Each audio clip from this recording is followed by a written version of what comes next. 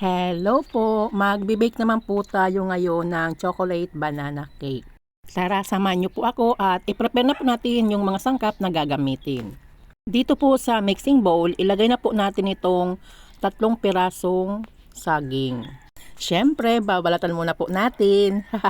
After po nating mailagay po dito yung 3 saging na binalatan po natin, ito po ay dudurugin po natin. Gamit ko po itong tinidor. Pero kung mayroon po kayo dyan ibang pangdurog dito, kagaya po ng potato masher, pwede po ninyong gamitin po sa pagdurog po nitong saging para po madali.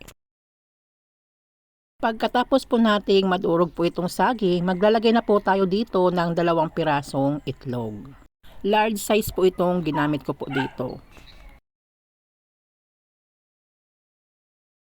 After po nating mailagay po itong 2 pirasong itlog, babatiin na po natin dito sa dinurog po natin na saging. After po na mabati po natin itong itlog dito po sa saging, maglalagay na po tayo dito ng 1/4 cup na mantika. Maglalagay na din po tayo dito ng 1/4 cup na gatas. Ang linagay ko po dito na gatas ay yung Alaska Evaporada. Pero kung may fresh milk po kayo, pwede po yon. Palitan ko na po itong tinidor ko. Gagamit na po ako ng whisk para po madaling ma-mix.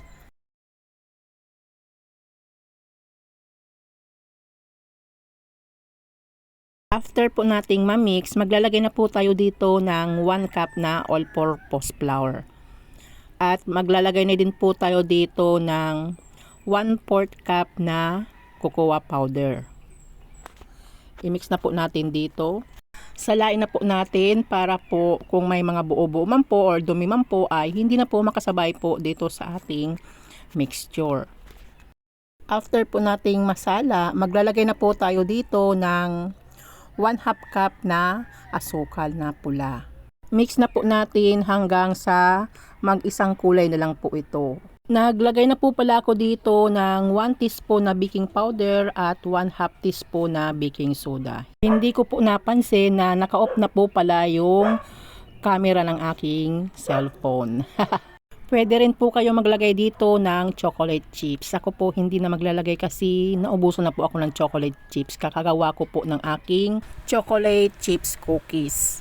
After po nating ma-mix, ilalagay na po natin dito sa ating baking pan. Pinunasan ko lang po or pinagbrasan ko lang po ng mantika itong baking pan para hindi po dumikit. At pinatuan ko po ng parchment paper para madali po nating matanggal dito kapag ito po ay naluto na. I-transfer na po natin ito dito po sa baking pan at i-bake po natin ito sa preheated oven ng 170 degrees Celsius ng 30 minutes to 40 minutes. At depende po yan sa ating oven. At depende rin po kung gaano karami ang ating ibibake na chocolate banana cake.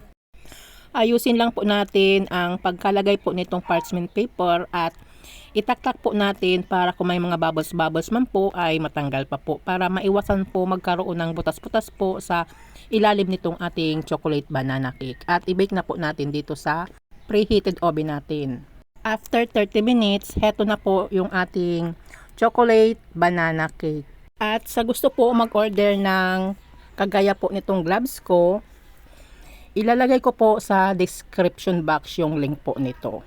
Maganda po kasi ito kasi sell ko na po ito at kahit napakainit po ng inyong hinahawakan ay hindi nyo po mararamdaman yung init. At heto na po pala yung ating pinag-bake na chocolate banana cake. Na-slice ko na po pala. Naka-off naman po yung aking camera kaya hindi ko naman po na-videohan yung pag-slice ko po. Perfect po yung pagka-bake po natin itong ating chocolate banana cake. Napakalambot po. Tingnan nyo naman po. Napakasarap at tamang-tama lang po yung tamis. Ang sarap po talaga at napakalambot po nitong ating chocolate banana cake. Thank you for watching. Don't forget to like, share, and subscribe. Tenderang Kusinera. Bye-bye. God bless us all.